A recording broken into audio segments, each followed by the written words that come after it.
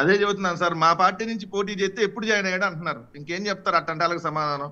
మా పార్టీ నుంచి కంటెస్ట్ చేసి ఓడిపోయినటువంటి వ్యక్తి అతను మాజీ ఎమ్మెల్యేనా మాజీ మంత్రి అన్నప్పుడు ఎవరైనా అట్లా సంబోధిస్తారు. ఇప్పుడు మాజీ ఎమ్మెల్యే మాజీ మంత్రి అట్లా మాజీ ఎమ్మెల్యే కాదు, టీడీపీ మాజీ ఎమ్మెల్యే. అదే సార్, ఇప్పుడు మీరు బాలినేని గారు ఉన్నారు, మాజీ మంత్రి జనసేన నాయకులని అంటారు కదా, ఎందుకంటే మీరు తీసుకున్నారు కదా వాళ్ళ పార్టీ నుంచి పోటీ చేశారు కదా, ఇప్పుడు అది ఎందుకంటే అది పెద్దగా వాళ్ళకి అర్థం పాపం, దాన్ని కూడా వాళ్ళకి ఇబ్బందిగా ఉంది కదా. అందుకని ఆయన బలిసి అన్నాడు కదా, ఇది వల్లభనేని వంశీ గారికి బాగా బలిసి ఈ విధంగా వ్యవహరించాడని. బలుపు అంటే ఎట్లా ఉంటుంది? 2-3 రోజుల నుంచి మీకు వస్తుంది కదా, ఏ టెక్నాలజీతో మార్పింగ్ చేశారు. నీ భాష మాట్లాడా, అనకపోతే నేను చాలా గౌరవంగా మాట్లాడా. నేను అందేమన్నా పవన్ కళ్యాణ్ గారు నేను ఎందుకు అన్నానండి? నేను అంద ఏదే సంబంధం లేదని ఇచ్చారు, జగన్ రెడ్డి అనలేదుగా. మరి మీకెందుకు నాకు ఇప్పుడు మీరు ఇప్పుడు కిరణ్ రాయలు తప్పు చేయలేదు అని మీరు వెనకేసుకు వస్తున్నారా? దానికి కుక్కతో పోల్చాలా? మరి అప్పుడు ఒళ్ళు బలిసిన పార్లమెంట్ కుక్క వద్దులే గానీ కామ పిశాచి కిరణ్ అంటాలి. మీకు ఇబ్బందిగా ఉంది కుక్క నక్క అంటే వద్దు. నేను సరే దొండకాయ కామ కిరణ్ ఓకే కదా, ఎక్కువ ఎందుకు ఆయన గురించి.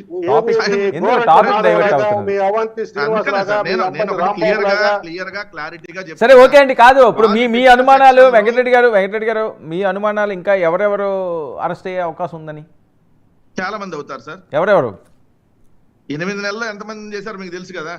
కాదు ఇప్పుడు నెక్స్ట్ ఎందుకంటే రెడ్ బుక్ అమలు జరుగుతుంది అని చెప్పి కొన్ని ట్రోల్స్ వస్తున్నాయి. అది రెడ్ బుక్ అనుకోవచ్చా, ఈయన చేసిన తప్పుకు శిక్ష అనుకోవచ్చా? సార్ మీకు ఒకటి తెలుసో లేదు, రెడ్ బుక్ అంటేనో అది పిచ్చి కుక్క. నేను లోకేష్ అంటలేదు సుమి, మళ్ళీ మీరు తప్పుగా అర్థం చేస్తున్నారు. లోకేష్ మనిషి, నేను అనేది రెడ్ బుక్ అనేది పిచ్చి కుక్క.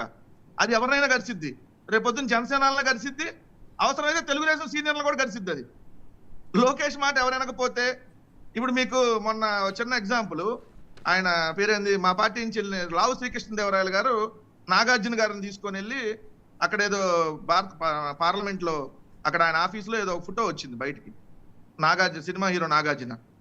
తెలుగుదేశం పార్టీలో ఉన్న వాళ్ళు పెట్టేస్తున్నారు అప్పుడే, అసలు ఇట్లాంటి వాటికి సీట్ ఎందుకు ఇచ్చారు, ఇతను కూడా రెడ్ బుక్ ప్రయోగించాలని. ఏది వాళ్ళ పార్టీ పార్లమెంటరీ నేత మీద సాక్షాత్తు పెట్టింది ఎవరు? మన టీవీ డిబేట్లకు వచ్చే మహిళ పెట్టింది, తెలుగుదేశం మహిళ. సో ఇట్లా ఉంటుంది అనమాట. అందుకని చెప్పాను కదా, రెడ్ బుక్ అనేది ఒక పిచ్చికొక్క సార్. అది జర్నలిస్టులనే గడిసిద్ది, వైఎస్ఆర్సీపీ వాళ్ళని గడిసిద్ది, జనసేన వాళ్ళని కూడా గడిసిద్ది, అవసరమైతే తెలుగుదేశంలో ఉన్న సీనియర్లని చంద్రబాబు నాయుడు గారి వర్గాన్ని కూడా గడిసిద్ది రేపు పొద్దున. సో దీనికి ఎవరేం అతీతులు గారు. సో మీ అనుమానాలు ఏంటండి? మీ అనుమానాలు ఏంటి? ఎవరు పేర్ని గారు, లేకపోతే రోజా గారు, పెద్దిరెడ్డి గారు, నెక్స్ట్ ఆయన పేరు ద్వారంపూడి గారు, వీళ్ళు కూడా లిస్ట్ లో ఉన్నారా? మీ అనుమానం? ఉన్నారు కదా సార్, అందరూ ఉన్నారు దాంట్లో. జగన్మోహన్ రెడ్డి గారి దగ్గర నుంచి YSR Congress party social media కార్యకర్త దాకా, వైఎస్ఆర్ కాంగ్రెస్ పార్టీ గ్రామ స్థాయి కార్యకర్త దాకా కొన్ని వందల వేల మంది ఉన్నారు ఆ రెడ్ బుక్ లో. ఉన్నండి ఏమైంది, మీతో సహా 1,36 లక్షల మంది ఓటేశారు కదా, మీతో సహా మిమ్మల్ని మర్చిపోతున్నారు అందులో. నా మీద ఆల్రెడీ ఒకటి అయింది కదా, అదే అంటున్నాను, మీతో సహా అంటున్నాను. నాది మీకు ఇంకా రిజల్ట్ రాకముందు, సారీ ప్రమాణ స్వీకారం కూడా కాల, 4వ తారీఖు రిజల్ట్ వస్తే 9వ తారీఖు వచ్చారు పోలీసులు నోటీసులు ఇవ్వడానికి. మిమ్మల్ని అరెస్ట్ చేయలేదు కదండి. ఇక అయింది సార్, కోరుకుంటున్నారు డిబేట్ కి రావద్దే. కొన్ని రోజులు రెస్ట్ ఇద్దాం అనుకుంటున్నారు కాదు సార్, కొన్ని రోజులు రెస్ట్ ఇద్దాం అనుకుంటున్నారు కాదు. కక్ష సాధింపు అంటే అరెస్ట్ చేయరు కదా, చేయలేదు కదా సార్. ఇప్పుడు ఒకటి దాన్ని పెట్టింది 7 సంవత్సరాల లోపు ఉన్నటువంటి సెక్షన్ కాదండి. ఇది ఏంటి అసలు? నిజంగా ఈ సెక్షన్ చూస్తే నాకు షాకింగ్ గా ఉంది. ఈ సెక్షన్ చూస్తుంటేనే 140 ఒకటి యావజ్జీవం అట, 10 సంవత్సరాలట, 380 7 సంవత్సరాలట, 351 యావజ్జీవం కానీ 7 సంవత్సరాలట, అలాగే 3/5 ఏమో 6 నెలల నుంచి 5 సంవత్సరాలట, ఇంకొక ఎస్సీ ఎస్టీ అట్రాసిటీకి 10 సంవత్సరాలట. అంటే ఈ ఒక్కొక్క సెక్షన్లో చూసుకుంటూ అంటే ఆయన నిండు 100 ఏళ్ళు ఇక్కడే గడిచిపోయేలా ఉన్నాయి. యావజ్జీవం తర్వాత సంగతి ఎన్నాళ్ళు బతుకుతారన్నది సార్. గుర్తుపెట్టుకోండి సార్,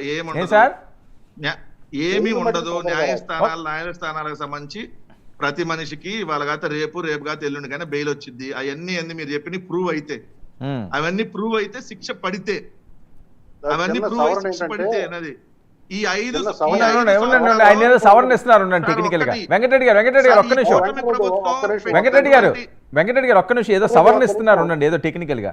చెప్పండి. 351 సబ్ క్లాస్ 3లో ఏమంటుందంటే ఏదైనా నేరం సావుకు సంబంధించి కానీ జీవిత ఖైదు సంబంధించి కానీ లేకపోతే 7 సంవత్సరాల కన్నా ఎక్కువ జరిగేది ఉంటే కనీస శిక్ష 7 సంవత్సరాలు ఉంటుందండి. సారీ ఇందాక లైఫ్ అన్నాను.